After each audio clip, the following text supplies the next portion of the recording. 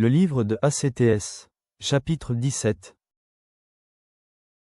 Paul et Silas passèrent par Amphipolis et Apollonie, et ils arrivèrent à Thessalonique où les Juifs avaient une synagogue. Paul y entra, selon sa coutume.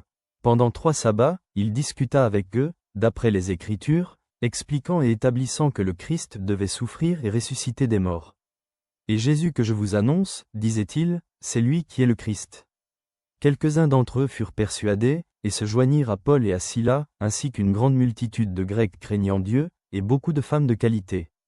Mais les Juifs, jaloux, prirent avec eux quelques méchants hommes de la populace, provoquèrent des attroupements, et répandirent l'agitation dans la ville. Ils se portèrent à la maison de Jason, et ils cherchèrent Paul et Silas, pour les amener vers le peuple.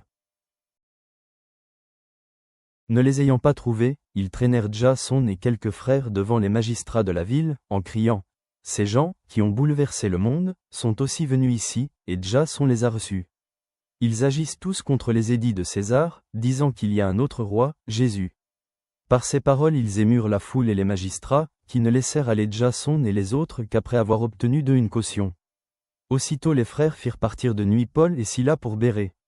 Lorsqu'ils furent arrivés, ils entrèrent dans la synagogue des Juifs.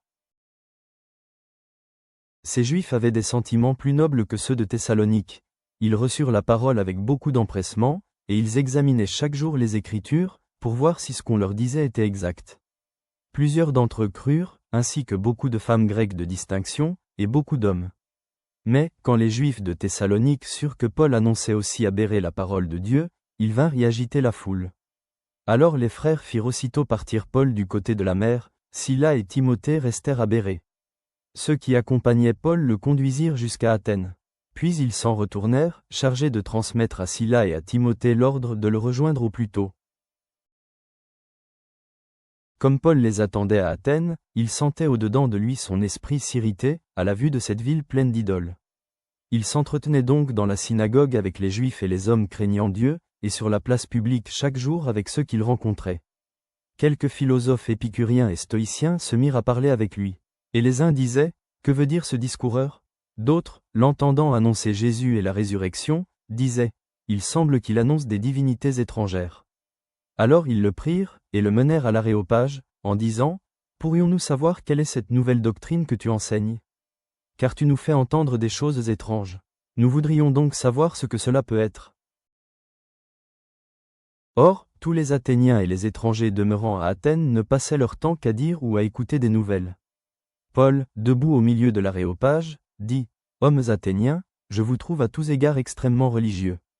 Car, en parcourant votre ville et en considérant les objets de votre dévotion, j'ai même découvert un autel avec cette inscription, à un Dieu inconnu. Ce que vous révérez sans le connaître, c'est ce que je vous annonce. Le Dieu qui a fait le monde et tout ce qui s'y trouve, étant le Seigneur du ciel et de la terre, n'habite point dans des temples faits de mains d'hommes. Il n'est point servi par des mains humaines, comme s'il avait besoin de quoi que ce soit, lui qui donne à tout la vie, la respiration, et toutes choses. Il a fait que tous les hommes, sortis d'un seul sang, habitassent sur toute la surface de la terre, ayant déterminé la durée des temps et les bornes de leur demeure. Il a voulu qu'ils cherchassent le Seigneur et qu'ils s'efforçassent de le trouver en tâtonnant, bien qu'il ne soit pas loin de chacun de nous, car en lui nous avons la vie, le mouvement, et l'être. C'est ce qu'ont dit aussi quelques-uns de vos poètes, de lui nous sommes la race. Ainsi donc, étant la race de Dieu, nous ne devons pas croire que la divinité soit semblable à de l'or, à de l'argent, ou à de la pierre, sculptée par l'art et l'industrie de l'homme. Dieu, sans tenir compte des temps d'ignorance, annonce maintenant à tous les hommes, en tout lieu, qu'ils aient à se repentir. Parce qu'il a fixé un jour où il jugera le monde selon la justice, par l'homme qu'il a désigné, ce dont il a donné à tous une preuve certaine en le ressuscitant des morts. Lorsqu'ils entendirent parler de résurrection des morts, les uns se moquèrent, et les autres dirent, « Nous t'entendrons là-dessus une autre fois. » Ainsi Paul se retira du milieu d'eux. Quelques-uns néanmoins s'attachèrent à lui et crurent, Dénis l'Aréopagite, une femme nommée Damarie, et d'autres avec eux. Père céleste, nous te remercions pour la vérité révélée dans ta parole, qui nous rappelle que tu n'es pas loin de chacun de nous. Aide-nous à te chercher avec ferveur et à partager l'espérance de l'Évangile avec audace, comme Paul l'a fait à Athènes. Permets-nous de reconnaître ta présence dans nos vies et d'être inspirés à cultiver une relation plus profonde avec toi. Nous te rendons tout honneur, toute louange et toute gloire. Amen.